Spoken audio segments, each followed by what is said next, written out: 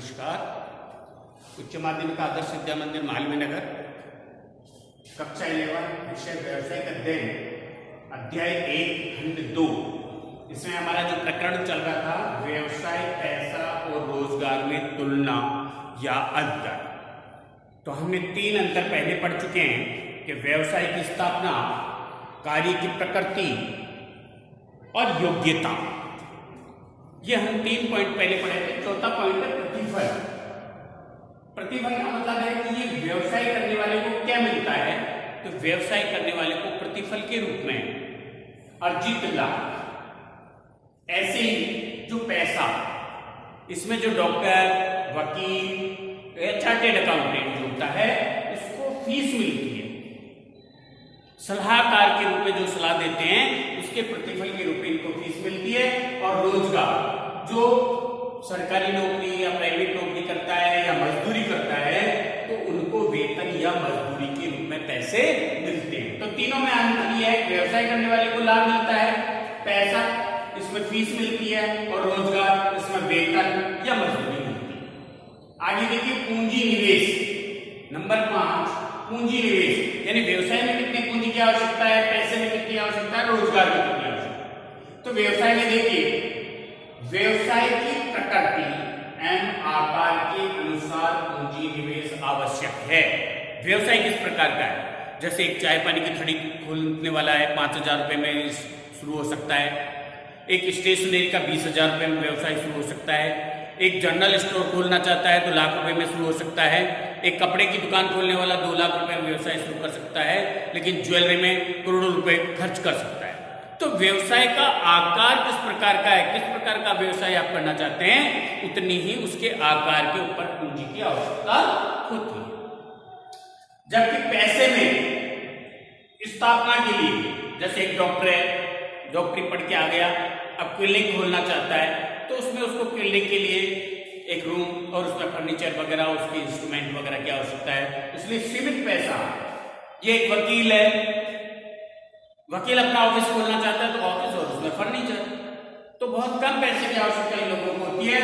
जबकि जो रोजगार में जो सर्विस करते हैं, सरकारी सर्विस या प्राइवेट सर्विस करते हैं, तो इनको जहां नियुक्ति मिल जाती है, वहां से वेतन मिलता है, वहां इनको कोई पूंजी की आवश्यकता नहीं है। इनको तो वेतन और मिलता है, इनको पूंजी खर्च करने की कोई आवश्यकता नहीं होती।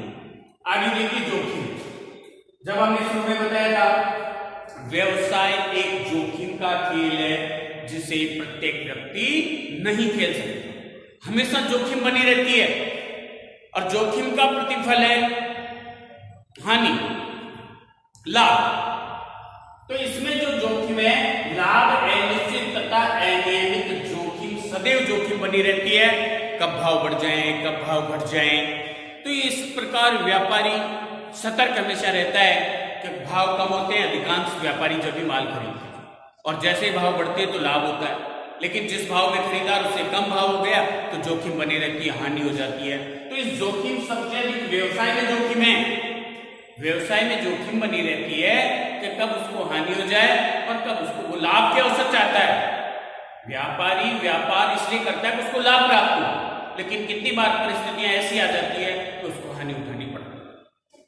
जबकि पैसे में जो डॉक्टर, वकील, सीए होते हैं, इनको फीस नियमित रूप से मिलती रहती है, लेकिन ज्यादा जोखिम नहीं है। कुछ जोखिम है, लेकिन व्यवसाय की तुलना में बहुत कम जोखिम है। और जो सरकारी सर्विस या प्राइवेट सर्विस करते हैं, इनको नियमित रूप से वेतन मिलता रहता है, कोई जोखिम नहीं है।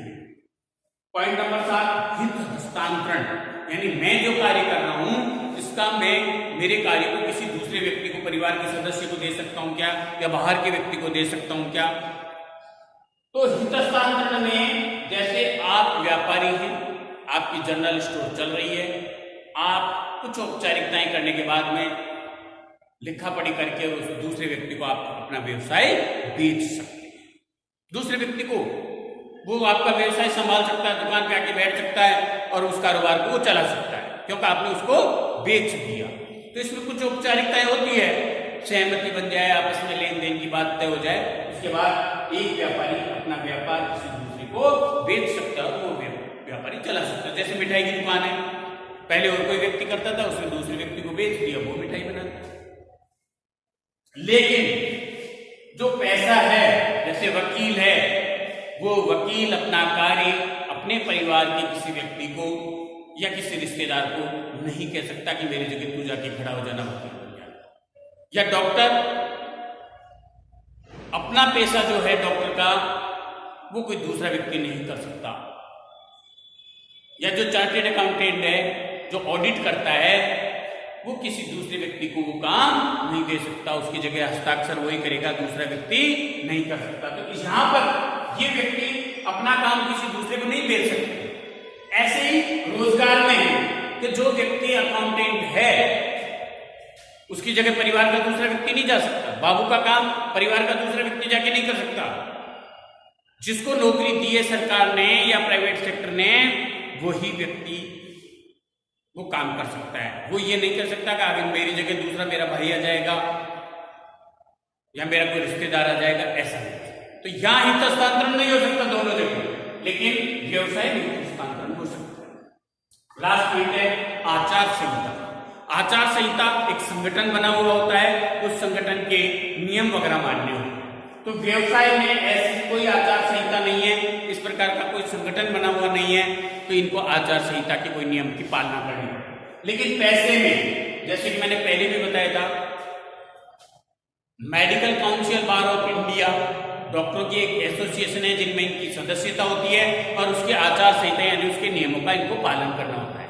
बार काउंसिल ऑफ इंडिया वकीलों का एक संगठन है, वकीलों का उसमें रजिस्ट्रेशन होता है और सारे वकीलों को उसके नियम की पालना करनी होती है। ऐसे चार्टेड अकाउंटेंट ऑफ इंडिया एक संगठन है, जितने सीए हैं उनका उसमें रजिस्ट्रेशन होता है और उसके नियमों की पालना उनको करनी होती है। तो आचार संहिता केवल पैसे में लागू होती है। रोजगार, इसमें नियोक्ता द्वारा जो नियम होते हैं उन नियमों का पालन करता है। जब उसको नियुक्ति पत्र दिया जाता है और उस समय उनके पास समझौता जो हो जाता है, जो नियोक्ता चाहता है वो नियम कानून बना देता है, उन नियमों की पालना होती है इसमें। धन्यवाद।